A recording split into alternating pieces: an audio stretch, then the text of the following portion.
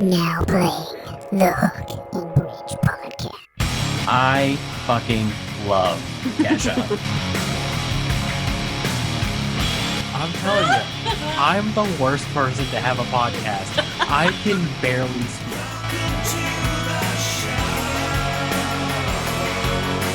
Oh my god, I love doing this! What is up, everybody? Welcome back to the Hook and Bridge podcast. I am your host, Harley, joined by my lovely wife, Lindsay, the executive producer.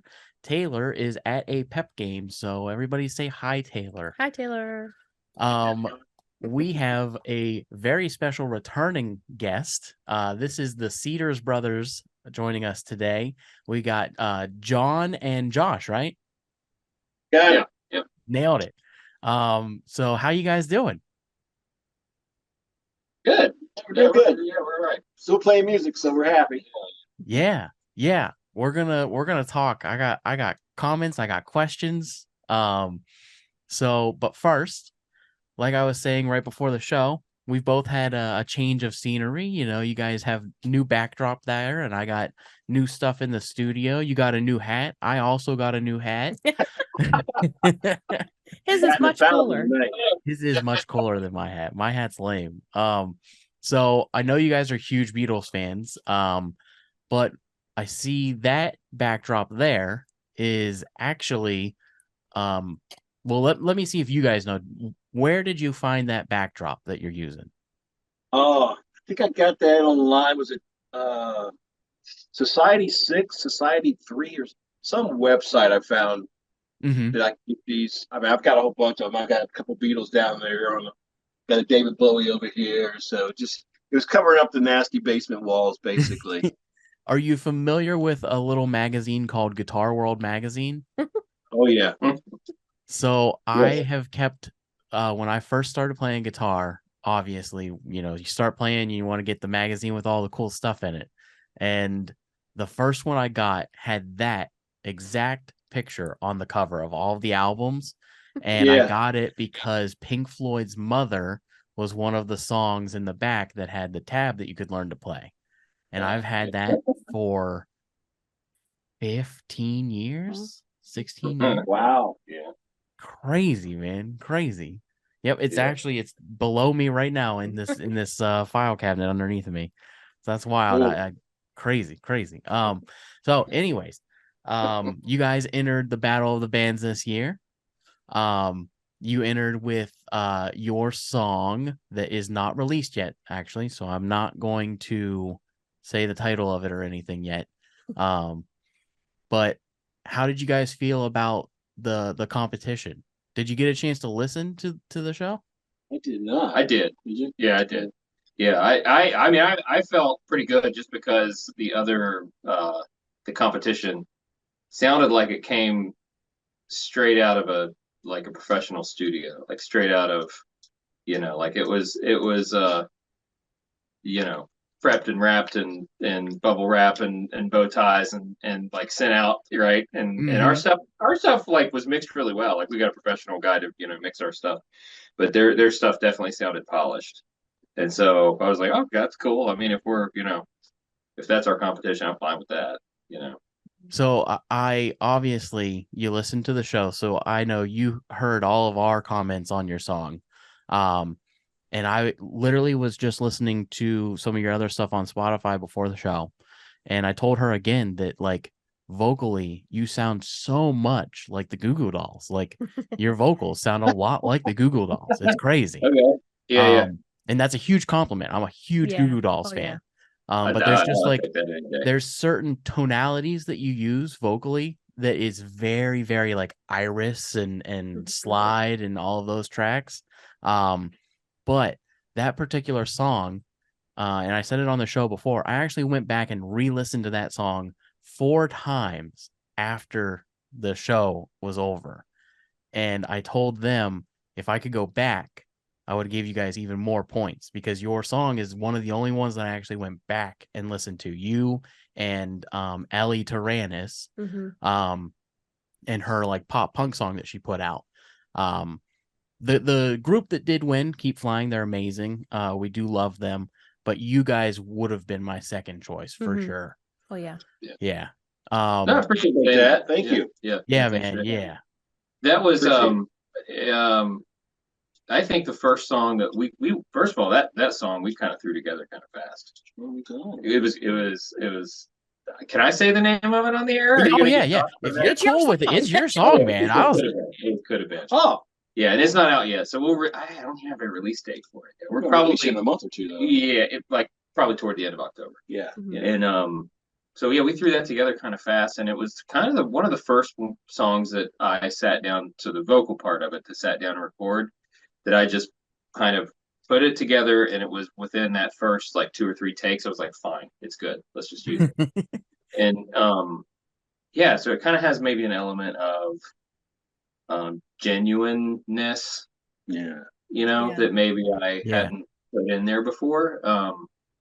Yeah, so that might have something to do with it. That's one of my favorite songs.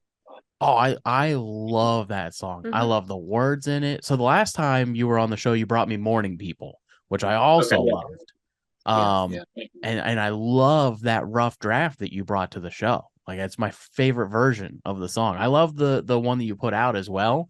It's got a little more added to it, but I loved that rough draft version, man. And the lyrics are so powerful. And this one too, man. Like, I really love, like, you have this folky sound to it. Very like Bob Dylan.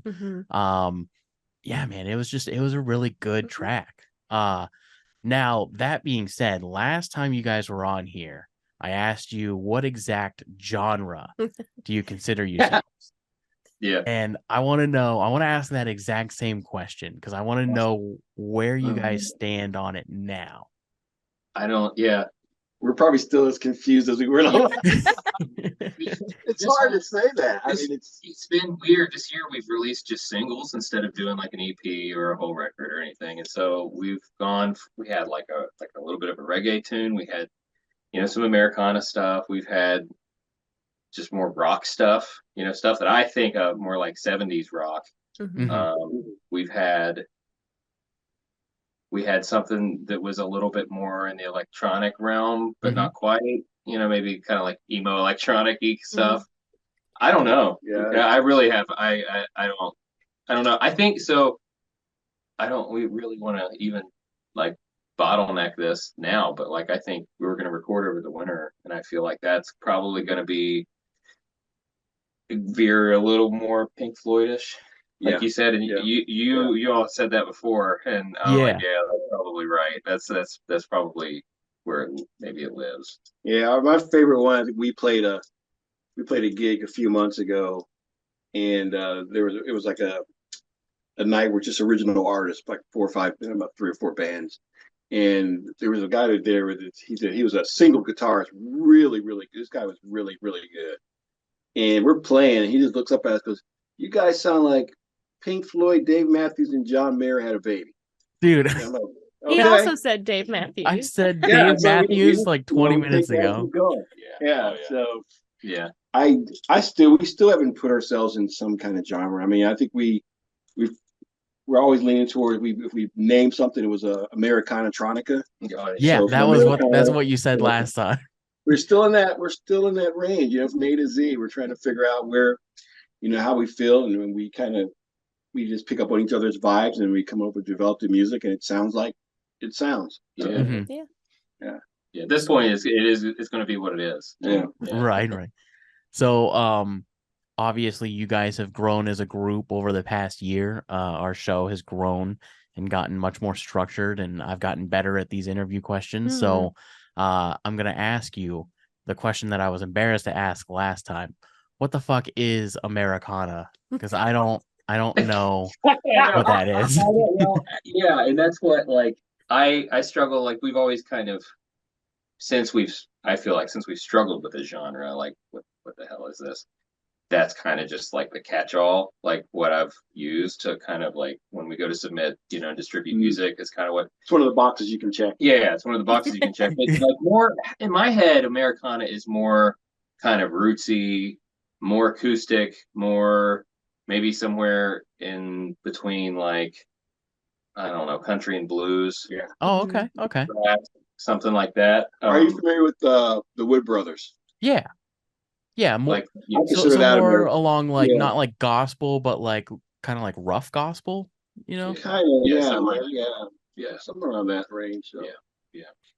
That's the way I think of it. Yeah, that's how we look at it.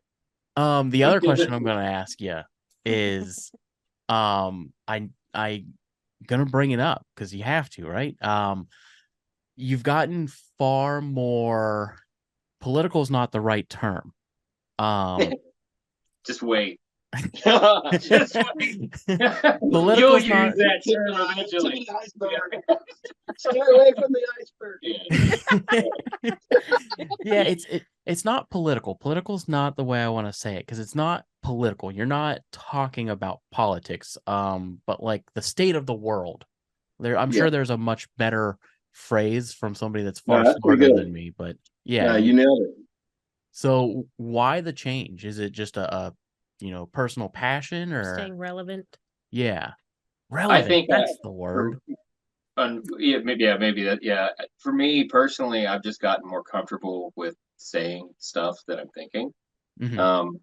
I've loosened up a little bit, mm-hmm. and because this experience for me has been really my first serious kind of step back in music at the last, from before. Mm-hmm. When I did nothing for like 15 years. And so I've been really kind of timid, but now I don't know. I've kind of just gotten a little more comfortable with just saying stuff. Yeah. And we've written a couple love songs and a couple more, I don't know, mainstream topic stuff.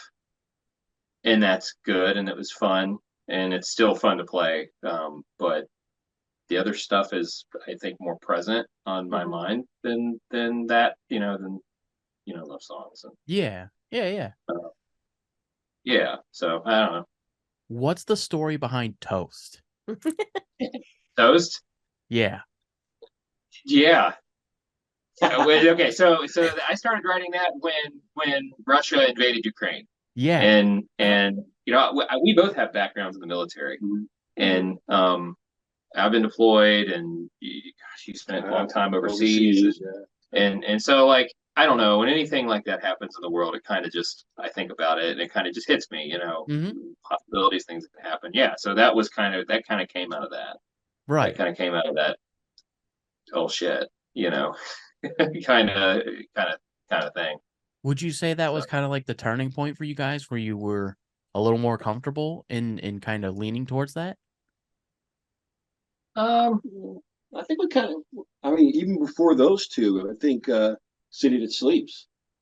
Yeah. Had a little bit more. Yeah, that's true. It was more, I guess, environmental.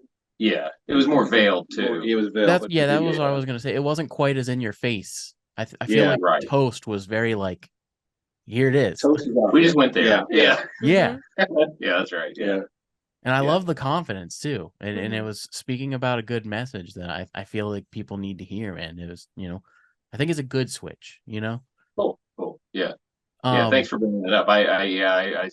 And that's one of those weird things where it's like, gosh, we've kind of been all over the place in terms of style. And that was one of those harder ones that we threw out there. Yeah. So stay tuned. Yeah, I know. It's gonna get worse. I also noticed that the original album that I found you guys from is nowhere to be found now. Really? Really? Yeah. Which album? The one. I guess, was it an album, an EP, no, whatever EP, you want to call it? Yeah, it was your first thing that you put up, and it had your guys' picture on it. Yeah, like the weird like colors and stuff. Yeah, with like the tree and stuff. Yeah, I'll check. It could be a distribution error or something. It should still be out there. Yeah, because it's not on Apple and it's not on Spotify as of today. You might want to look into that. Yeah. They probably got us with copyright or some BS too. You got striked, man. I'll look at it tonight. Heads will roll. Heads will roll. I want to talk to the manager. I want to talk to Mr. Apple himself. Mr. Apple. We're writing a protest song. That's not back on. Yeah, no, I have no idea. Yeah, it's first I've heard of it. Yeah, thanks for letting us know. I thought it was gonna be like a personal choice. I was scared to ask. Actually, I was like, maybe they just threw it all away, burning the past, just rebrand completely. No, it's just I'm not staying on top of stuff. Probably. Gotcha. Okay. That's so weird, man.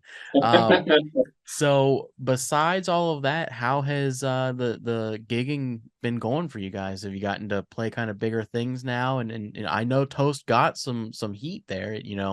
Definitely was playing around on Instagram, and people were really enjoying it. And it's one of the top things I see on Spotify for you guys. So has that helped the career path? I don't know what. So it's been kind of a blur for me. I mean, no, we haven't had a whole lot, but I mean, I don't know what, if there's been any one thing that's pointed, us in any direction. We've done, festivals and played at a lot of the venues that were kind of like, in my mind, when we kind of started a few years ago, that were kind of like bucket lists, like, yeah, it'd be really nice to get in those places.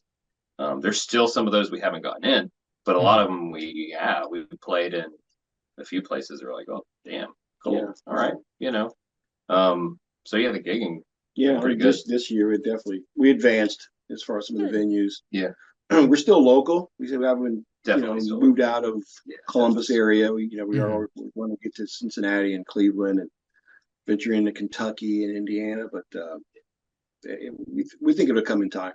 Yeah, for sure. How do you guys feel about this Oliver Anthony guy? Oliver Anthony. Not familiar?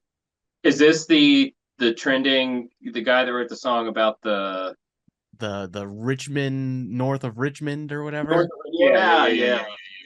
Well, is it the last thing I read was he's looking at a global like deal now or something, right? Is that the last probably. The world just can't get enough of him. In fact, can't do it alone and on your own, so you have to have people. And I think that's the last thing. Yeah, I kept up on it just enough to see what they thought it wasn't, and people started freaking out about it, and then he stepped forward and kind of explain what it was about, and he kept moving. I'm proud of him that he came out the way he did and say, hey, this is what this song's about. Don't look into it or don't read between the lines. Here's what the song's about. And he defended it. I have no issues with him and what the message of the song was, and I think the song's fantastic. Not really my cup of tea as far as genre goes.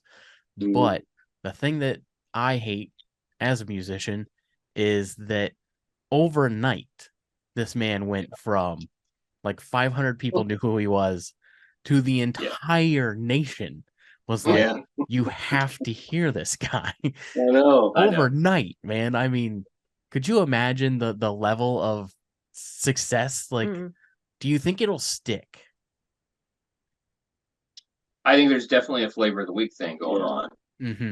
I don't know if it might turn into something that sticks. I don't know. I mean, I haven't heard anything else he's put out. So who knows? It is very suspicious to me. I have trouble. Like, and this is, I think, where some of the controversy came around. I'll be honest, I don't even know if I've listened to the whole song all the way through. So this is like totally skin deep. I haven't listened at all, so you're good. Okay. Yeah. So I don't know. Like it's like Billie Eilish, right? My kids listen to Billie Eilish. So it's a huge theme to Billie Eilish, and I'm not talking crap about anybody. Don't get me wrong. The censors or whatever, the people that are out there, but it's people. I think that was also wasn't her early stuff staged as like found on Bandcamp. Yeah.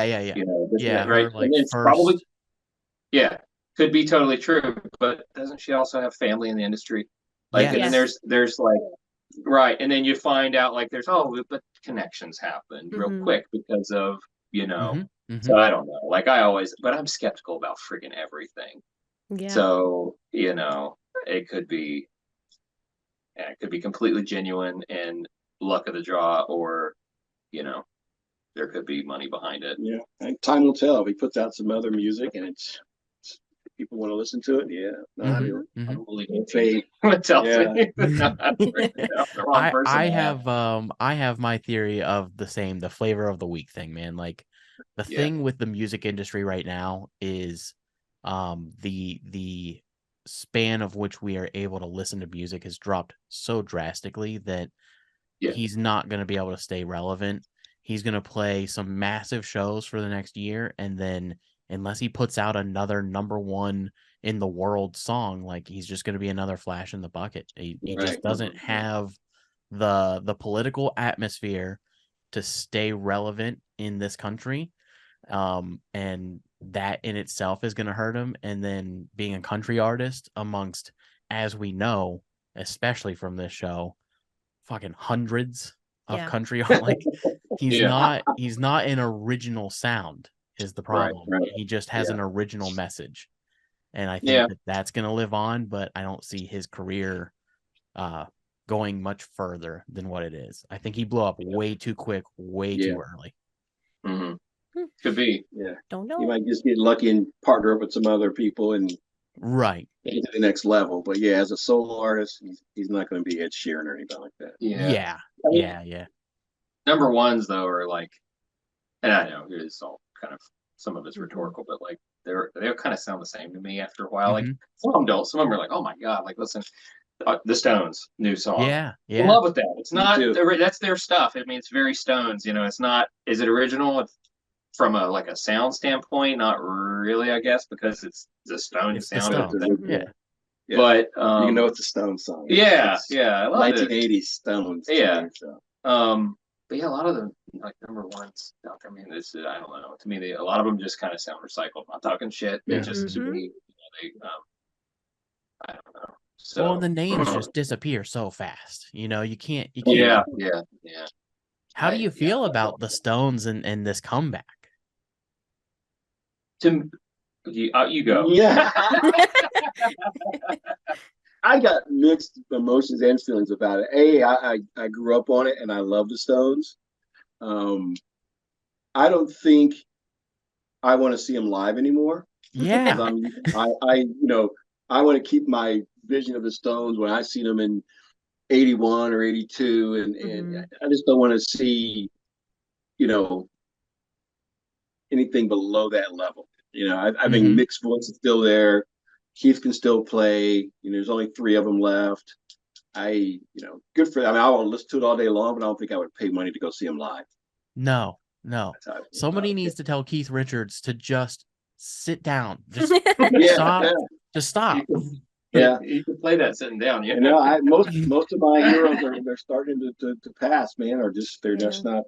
I haven't seen Phil Collins where he's sat down the whole show. Peter Frampton sat down the whole show, and I'm like, man, these guys not going to be around in 5-10 more years, So I think the saddest part about all of it is the fact that they feel that they have to do that. You know what I mean? Like they've had such a legendary life. Like they're so respected in this industry. I think that they could do a lot more behind the scenes and not put themselves out there to kind of taint that image. Like Eric Clapton. I don't want to be tainted either. That's my thing. It would break my heart. I don't want to see McCartney.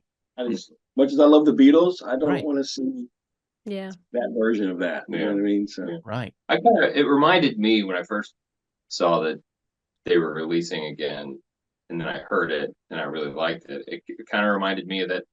I forget when it was, sometime in the 90s. I think it was the late 90s when Aerosmith kind of came back around again. Of course, I guess they never really went away. But Bon Jovi, which I'm not really I was more of an Aerosmith head fan. Oh, absolutely. But like that period when they were like, and their stuff was good and it was popular again, that kind of just had that feel to it to me. I don't know if it'll take off like that, but or like if Bruce Springsteen released a new song tomorrow, you know what I mean? Like, I think he could just chill at his house for the rest of his life and people would be just fine, Well, actually, he just shut his whole tour down for the rest of the year for health reasons. Yeah, I saw that. Yeah. So, yeah, man. Well, I'm just having fun conversation now. You probably, because they were one of the first ever guests, didn't ask them. We did. Oh, you did? I think so, right? We asked you the hook and bridge question, right? Yes. Yep. Yeah. Oh, yeah. Yeah. Didn't Has your opinion changed on that? Taylor's not Probably here, not. so you can say whatever you want. No. I think I think we're opposite. I was hook and you were bridge. Probably. I mean, I'm still bridge. Yeah, I'm still bridge. But I think hooks and I think the importance of them. A good hook is now more apparent to me. I mean, it always has been, but like I think it's more front of mind now than it used to be. Would you say that's because you're writing more? Yeah, it's yeah. So I always find when I start to sit down and write that like I can think of a great hook, and building verses or coming up with a bridge, it's so difficult for me to do the rest. Yeah. Okay. I can get a good hook going in my head, Okay. Pretty quickly. See, that's kind of the opposite of me, but it's probably because I start writing on a guitar, Right. I've noticed if I don't do that, if I go to something else first, then the melodies come in a little easier and stuff. Yeah. But I'm just making it up as I go along, so I don't. That's what he does too. So that's all music is, right? We're just making it up. Yeah, whatever gets it there. I mean, look at what the Red Hot Chili Peppers did. They made a career off of nonsense. So yes, I know. With a good bass line. That's right. Yes. So I do want to ask you, Morning People. We talked about Morning People when you were on last time and kind of the message behind it. And I was actually telling her a little bit about it before the show. Has that song stuck with you in a specific way at all? Like, do you guys really enjoy playing that song pretty often when you guys play out? Or is that a song that you kind of put in the back and don't really bring out as often? Because it's a pretty emotional and deep song. Yeah. I don't think we played that much live this year. We haven't.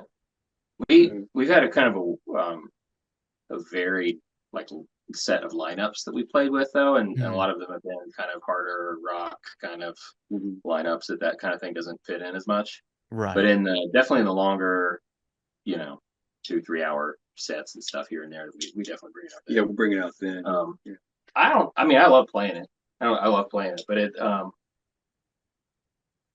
don't know. I mean, it's still relevant to me because if he would come in when the drums, the second verse instead of the third, then I'd be like, let's play it every time, No, man, it needs to stay. I'll hear you play first.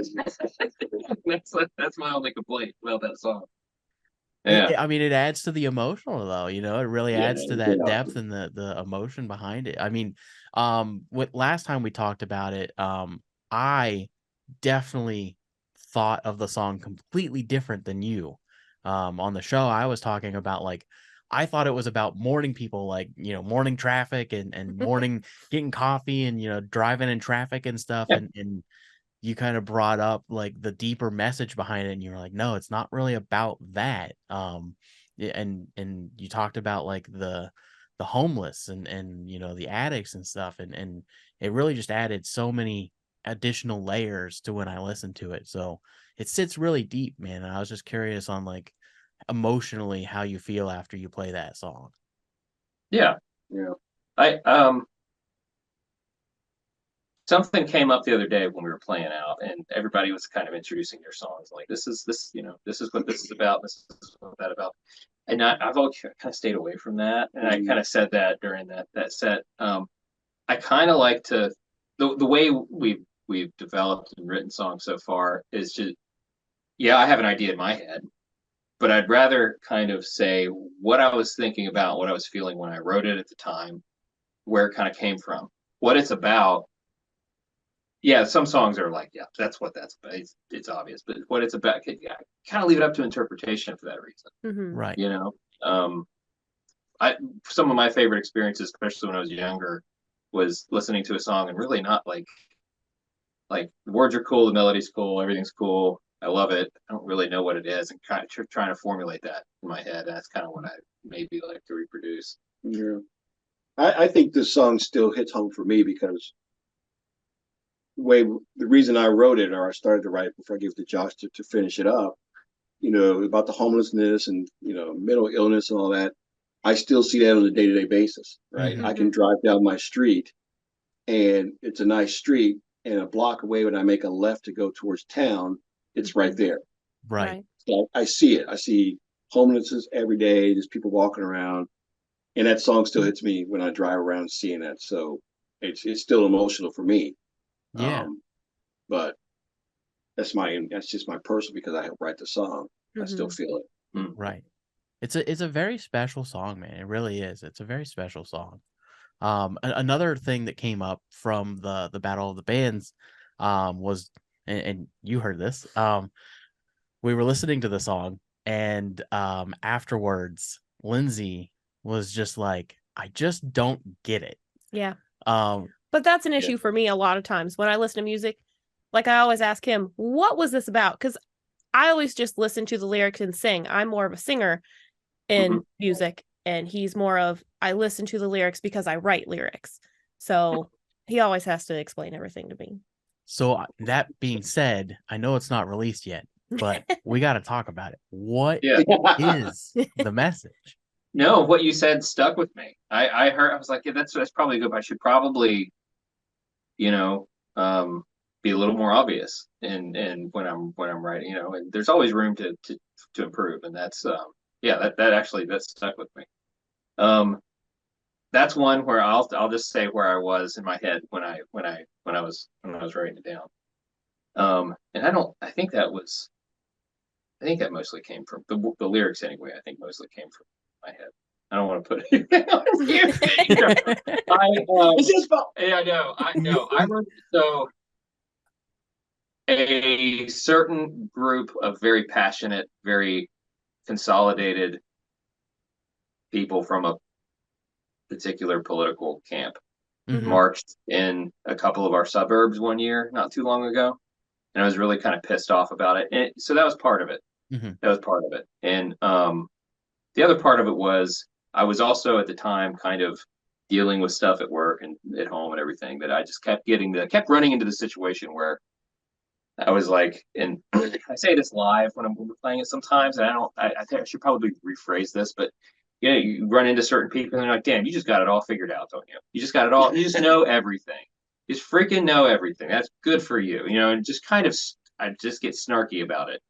And so I kind of was blending those two things when I was writing that, and that's kind of maybe where it doesn't really land very specifically, but in the second verse, there's a little bit more about, you know, coming around here and hurting my friends, and that's probably where it lives more.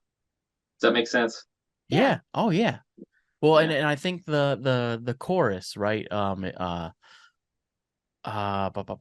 my life, something we could have been, right? That's kind of the line, you know. So I assumed it was a song coming from the realm of regret, like, this is how my life should have gone, or this is how I thought things would go and it never went my way. It came very regretful from my point of view. Yeah. Okay. Yeah. And you know, it there is an element, I think, of it to that, because that I feel like when things are getting drug in one way and you're really kind of fighting it, you do kind of regret it, you know, of what your vision of things could be. And I think there's an element of it to that. I don't think you're wrong. Nice. It's a great tune, man. It really makes more sense now. I'm really excited. Thank you for letting us submit to that. That was really cool. Yeah. I'm excited for it to come out because I'm going to download it. It's a really good song. I love the way you sing the chorus, man. There's just something about the way your tonality when you say the chorus. It's just something about it, man. I like.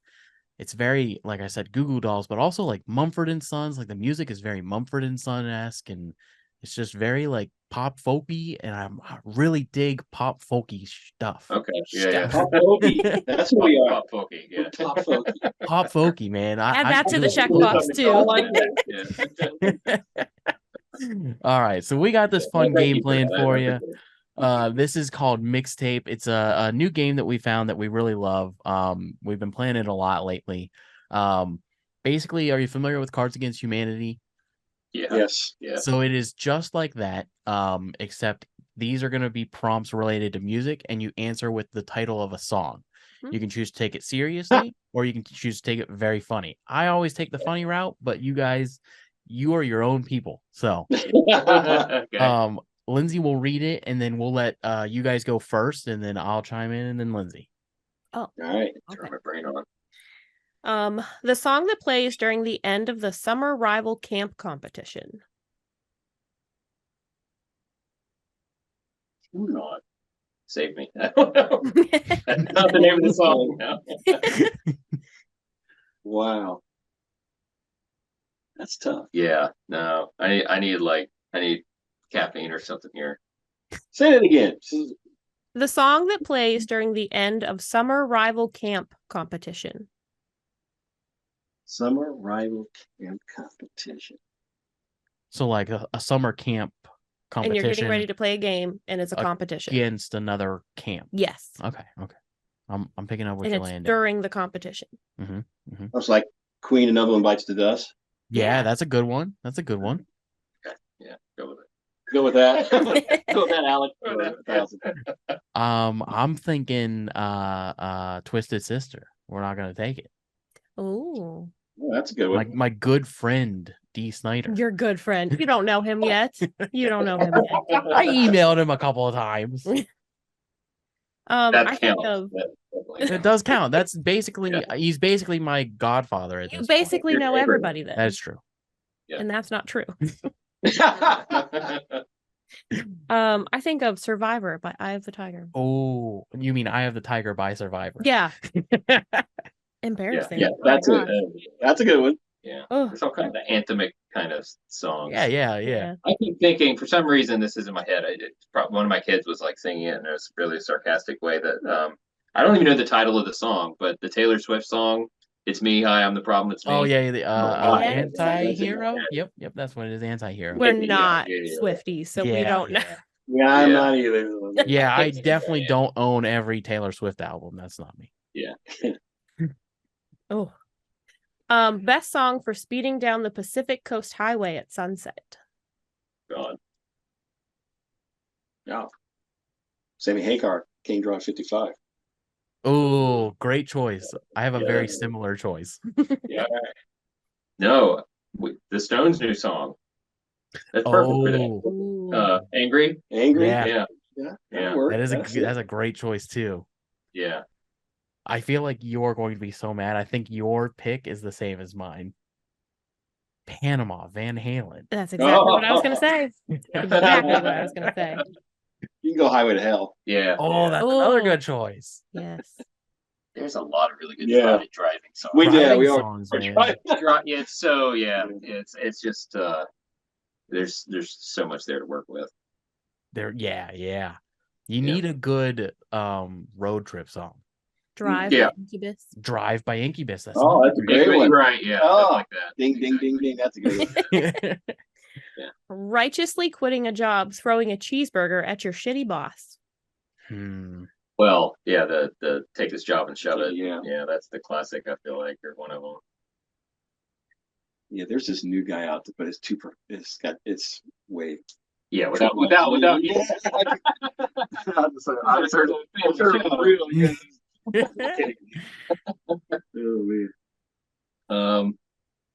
I feel like there's a lot of that out there too, but I'm drawing blanks. Want to CeeLo Green FU? Oh yeah, that's that's a great one. That is a good one. That's Rage Against the Machine. I'm gonna say Sleep Now in the Fire. Yeah, just pick one. Yeah. Just pick. I didn't want to go with the obvious ones. So you mean like Testify? Because that's what I was gonna pick. Testify? I love that song. That's a great song. Me too. Yeah. First song you knew you would get in trouble for listening to. Oh. I knew I would get in trouble for listening to. Ooh. Wow. There could have been a lot for me. Yeah. There could have been a lot. God. God. My memory stops at about 5 years ago. So like anything, like the specifics get real lost. Like as a kid getting in trouble too, listening? That's what I think. Yeah, I would say like between like 10 to 15. I think. Yeah. When not your like parents Judge care, Farm, that's but a Taylor Swift. I'm alone in my house. It would have to be definitely some funkadelic, like something funkadelic. Parliament Funkadelic. It's got to pick one. Mhm. Yeah, I can't even. Maggot brain. Yeah. The thong. Probably, I mean, honestly, probably all the music from like, God, Rocky Horror. You know. Yeah. I would, definitely. Yeah, that's a good one. Yeah. Definitely the thong song. By Cisco? By Cisco, yeah. 100%. That's hilarious. 100%. Oh, Really? my mom would have killed me. That's not even that bad. It's pretty bad. It's not that bad. At the It's time. not now. I mean, WAP exists. So Yeah. Oh yeah. What was that song from the Ben Stiller movie, Tropic Thunder, at the beginning of the movie? Oh yeah. I guess it was a lot, but the bootylicious or something like that. Booty Sweat or something like that. Yeah, it was for the drink, his energy drink. Yeah. Is it an actual song? No, I don't think it that was, counts. How about Kielbasa Sausage by Tenacious D? Oh yes, Fuck Her Gently by Tenacious D. That definitely would have got me into some trouble. And you did listen to that then. 100%. Kick a Pill by Tenacious D. Oh my god. What song would have got you into trouble? It actually did, because my grandfather heard our mom letting me and my sister listen to It Wasn't Me by Shaggy. Ooh. And he had some choice words to tell my dad, because it was his dad. Yeah. Your dad missed an opportunity. He should have been like, wasn't me. That was lame. If you had but one classic rock song to listen to while stranded on a deserted island, what would it be? Oh, that's a great one. We should end on that one because that's a great one. Classic rock. 10 Years Gone by Led Zeppelin. Oh. Jeez. I have to think about that one. Mine is definitely Comfortably Numb, Pink Floyd. Oh, there you go. Yeah. No, probably something by Queen. Bohemian Rhapsody probably. There's a lot to that. You can kind of get that if that fits. Yeah. 10 minutes on. Yeah. Oh, that was a good one. We haven't one. had that question at all yet. I know. I think that's a great question. We should pull that question and save it and ask it all the time. Well, now I just put it back in the damn pile. Got it. But classic. Like, what do we call classic rock? Right? Because the oldies now is like 1986 and back. Isn't that crazy? It's like hard to. I'm going classic rock. I know. Dude, I heard the Foo Fighters on a classic rock station the other day, and I was like, "This is sick." Bullshit. I'm not taking it. Yeah. All of the songs that I grew up with are now considered like Elvis was when I was growing up. You know what I mean? It's so weird. But I saw a thing, like, I forget the years, but like if Marty McFly went back in time today, it would be like 1997 or something like that. Yeah. And I was like, oh my god. If he went back in time today? Yeah, because it was like 85 to 55, right? So it was like 30 years. Wow. Yeah. So it would be 1993. Wasn't there a thing too in that movie where like when he went back to the future the first time, it was like not we're past that time, right? It was not that far. That's what I was talking about. Yeah. Oh, the second one or whatever. Yeah, whatever it was, like when he went back into the future, it was like back into the future or into the future, whatever it was, where the hoverboard was and stuff. Like Back to the Future, man. But it was like 2004. My daughter asked me the other day how you get old hair, and I was like, "What the hell are you talking about? What?" And she pointed at my face, and I was like, "Go to your room, just get out." Yeah, so that's like where we are now. That's where I'm at. Kids don't even know what like floppy disks are now or CDs. Or I had somebody tell me that my new boss told me that his son doesn't know what a flash drive is. Yeah. It's like, what's a flash drive? You just use the fucking cloud for everything. Yeah, the cloud, man. It just goes. I still use my flash drives. I have 7 of them right here. I wish I kept all the AOL discs that came to my house when I was young. Oh yeah, those are probably worth so much money now. Yeah.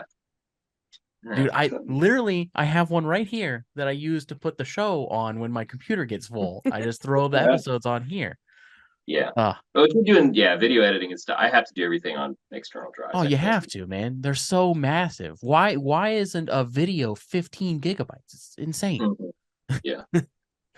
All right. So that is the end of the show, guys. Thanks for hanging out. This was fun, man. I need to have you guys on more often. I really do. We're all us up. We're recording this winter, man. So we'll definitely. Yeah. We're at the lab. Yeah, we'll definitely have stuff. So. Hell yeah. I'm super excited for it. I'm excited for you to release Could Have Been. Everybody go check out the Cedars Brothers. Oh, that's a question I had to ask you. I said it on a show the other day. Oftentimes I mess up and call you the Cedar Brothers instead of Cedars Brothers. And I corrected my sister the other day for it. So you are welcome for that. But also, does it bother you guys when people do that? No, my wife still does it. And we do it too. No, the only time it matters is if somebody's doing a promo for a show or something, and we have to go no, put the you got to put the S on, or else they're not going to be able to find it. Yeah. Yeah, exactly. Well, you find some logging company in Washington State or something. Yeah, it's not So people do it all the time here. Yeah. It's such an old person when we're famous, thing. it'll all change. Yeah, they'll remember that ass. You remember that now. It's such an old person thing too. Like people forget to put the S on something like that, or they add an S to a word, like the Walmarts. My mother. Yeah. Walmarts. Gotta go to the Walmarts. Targets. Yeah. Or she'll forget it on a word like Cedars Brothers or Michael. Oh, you got to go over to Michael. No, it's Michael's. Yeah. Right. Yeah. Yep. All right. Well, I'm going to get ready to go to bed, guys. So because we're old. Thank you so much for coming on the show, man. I'm so excited for you guys. I'm so excited to see everything kicking off for you. Love the new stuff. Love the sound. Everybody go check them out. Listen to Morning People. It's out right now, and I love that song. That's one of my favorite songs. So listen to that, and then when Could Have Been comes out, listen to that. Toast is a great track. There's so many out there, man. You guys have done so many really cool songs. No 2 songs sound the same too, which is really cool. Mm-hmm. So yeah, that's it, man. Thank you guys. I appreciate it. Thanks a lot. Yeah, Appreciate it. Absolutely. All right. You guys have a wonderful evening, and we'll catch you later. Absolutely. You too. Thank you. Yep. See you. What did you think? I love them. They're very nice. They're fun. Very, very cool guys. Very sweet guys. My classic rock song would have been Separate Ways by Journey because you're an ass and didn't ask me. You were supposed to just answer. You didn't look at me and say, hey, what's your answer? I apologize. That's right. You better. I'm trying to finish this thing up because we've been on here a little while. Go. Promo time. Promo Paul. If you like what you heard, click. No energy. No energy. No energy? Or I should give energy? You should give energy. Okay. All right. That's what Taylor does. All right, guys. Make sure to give this video a big thumbs up. And don't forget to punch that notification bell so that you can be notified we put up a new episode. See, Taylor? I did it. She's not going to fucking listen. Please give us a 5-star review and or any review. I don't care. Comment on stuff. Follow the Instagram. Check out the website. Got a weird message for somebody from our website today. I'll show you here in a minute. You didn't advertise that we have wonderful new things like stickers. Oh, we have wonderful new things like stickers. And I got business cards now. And you think I'm the executive producer or something? I have to do everything for you. Did I miss anything? Executive producer, stickers, business cards, like, follow, subscribe, merch, merch, buy our stuff, memberships, subscriptions. Yeah, become a subscriber. Become a paid subscriber. Merch packages. Yep, we got merch packages. We have wrong one. Wrong one. Jesus Christ. Hey, thanks. We've got paper. But don't mind me. Paper. Pause. Because if anybody is listening and you've listened to the most adorable bird, even though I hate birds, on YouTube, that what's he do? He identifies things and what they're made of. And he goes, paper. And he goes, glass. Please comment or whatever and let us know, because we're obsessed with it and we just talk about it to each other all the time. We just randomly look at each other and go, paper. And then we go, metal, purple. It's a parrot, right? I think it's a parrot. Sure. Some sort of talking bird. Merch packages. We've got the monthly subscription package, which is $10 a month with a 3-month minimum. That comes with a logo t-shirt, a medium-sized tumbler, a bumper sticker, and all of the perks that you get from being a paid subscriber. If you're curious about any of those, email us. That is also 25% off of merch, and you get bonus content from the show. Bonus. You get the I Feel Indifferent pack, which is $10. That's for those fans that just, don't have a lot of money to spend on a podcast that they listen to. And that comes with a medium-sized tumbler, a sticker, and a koozie. We have for our little higher budget dedicated fans the Name 3 Songs pack, which is $20. That comes with a special edition t-shirt, a large tumbler, and a tote bag and a sticker. Mm-hmm. And then if you just say, I can't get enough of this show, I need more, we have the OMG I Love the Hook and Bridge podcast pack, which is $40. It gets you a large tumbler, a special edition t-shirt, a hand-painted canvas, hand-painted by me or Taylor or Lindsay. Not me. Okay, me or Taylor, and it will be signed by all three of us. It gets you a tote bag, a sticker, a bumper sticker, and a one-time guest spot on the show. Come on the show. I had to burp through that entire thing, and I held it in, and now it's gone. So. Gross. Also, with some of those packs, we may also throw in some random band stickers just for fun. Just because we can. Hopefully, you specify if you're purchasing merch, which bands you like. Tell us your favorite band. We'll throw a sticker in. Or your favorite genre. Yeah.